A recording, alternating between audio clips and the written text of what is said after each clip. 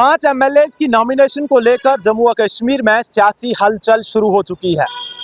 कल जब ministry of home affairs की जानिब से जम्मू और कश्मीर हाई कोर्ट को यह कहा गया कि लेफ्टिनेंट गवर्नर यहां की चुनी हुई सरकार की एडवाइस के बगैर भी इन 5 एमएलएज को नॉमिनेट कर सकते हैं, तो उसके फौरी बाद जम्मू और कश्मीर के सियासी लीडरान ने अपना अपना रद्द अमल जाहिर किया।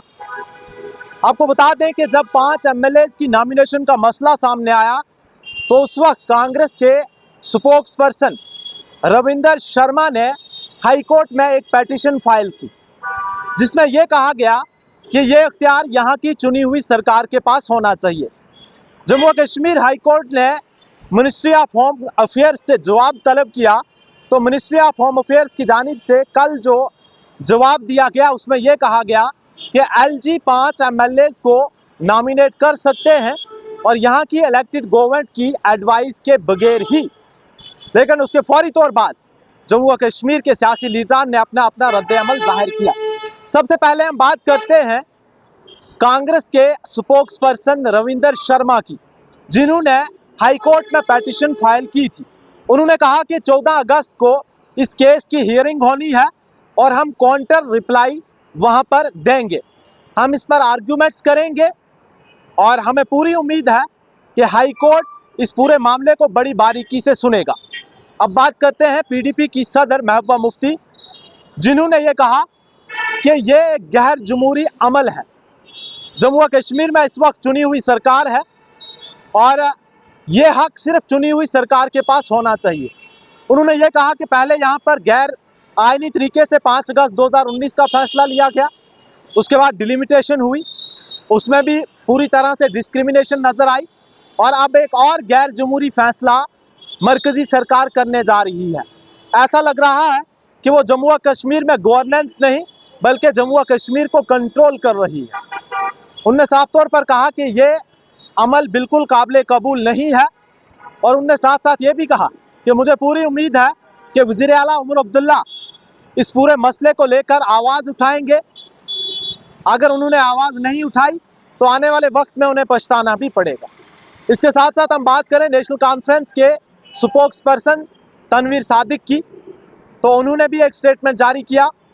उन्होंने कहा कि यहाँ पर इस वक्त एक चुनी हुई सरकार है, लोगों ने भारी अक्सरियत से नेशनल कॉन्फ्रेंस को जिताया और ये अवामी मैंडेट की एक बेइज्जती है, एक इंसल्ट है, ऐसा हम हरगिज बर्दाश्त नहीं करेंगे।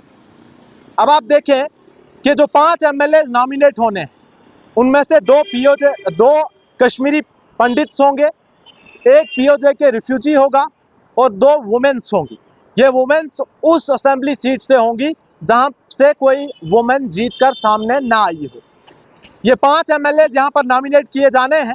पहले यहाँ पर चुने हुए 90 एमएलए हैं, 5 ये हो मिलाकर 95 एमएलए हो जाएंगे। लेकिन मिनिस्ट्री ऑफ होम अफेयर्स की जानिब से जो रिप्लाई जम्मू और कश्मीर हाई कोर्ट को दिया गया उसमें यह कहा गया कि इलेक्टेड गवर्नमेंट की एडवाइस के बगैर भी लेफ्टिनेंट गवर्नर इन 5 एमएलए को नॉमिनेट कर सकते हैं, जिसके चलते यहाँ की चुनी हुई सरकार अब काफ़ी ज़्यादा गमज़दा है, काफ़ी ज़्यादा गुस्से में है कि हर एक फैसला दिल्ली ही क्यों करेगी। क्या यहाँ की सरकार को, यहाँ की आवाम को फैसला करने का कोई हक नहीं? महबूबा मुफ्ती ने यह भी कहा कि ये 5 एमएलए नॉमिनेट होने ही नहीं चाहिए। यहाँ पर इंतखाबात हुए हैं, इलेक्शन हुए हैं और इलेक्शन से 90 एमएलए जीत के आए।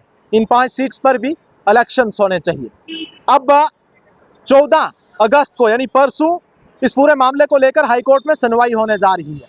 जो पिटीशनर है वो कांग्रेस के स्पोक्स पर्सन रविंदर शर्मा है और उनका साफ तौर पर कहना है कि हम इस गैर आईनी गैर जमहूरी फैसले को हरगिज बर्दाश्त नहीं करेंगे।